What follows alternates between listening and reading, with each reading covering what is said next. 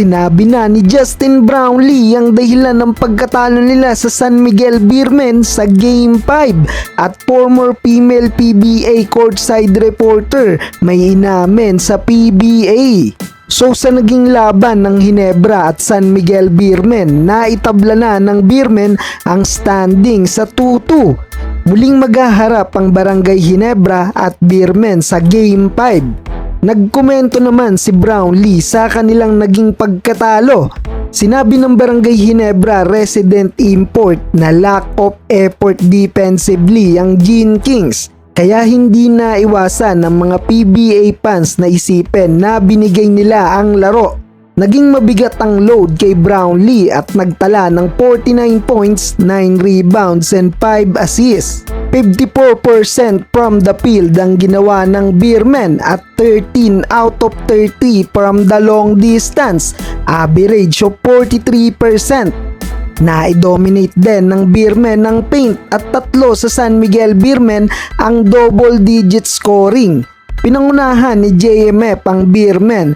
Monster performance para kay Junmar with 29 points, 6 rebounds, 3 assists and 12 out of 15 field goals. 27 points naman si EJ Anosike and 20 points para kay CJ Perez.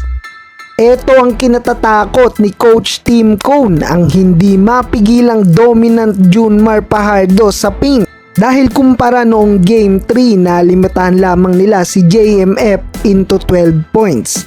Ang mga key players kasi tulad ni CJ Perez at Junmar ang aasahan ng San Miguel Beermen sa serye na to. Siguradong matinding bakbakan ang magaganap bukas sa Game 5 dahil magiging malaking advantage to para makapasok ng finals. Samantala, isang female former courtside reporter ng PBA may ibinunyag kung bakit siya natanggal sa pagiging courtside reporter. Siya si Ira Pablo, 2022 nang ma-hired bilang isang courtside reporter. Dream job niya daw to pero after covering of 10 PBA games, nawalan na si Ira ng reporting assigned games. Sa Facebook post ni-revealed ng former courtside reporter ang dahilan ng walang pasabing pagkakatanggal. Biktima ng body shaming si Ira Pablo at ang dahilan ay dahil sa pagiging oversize o overweight.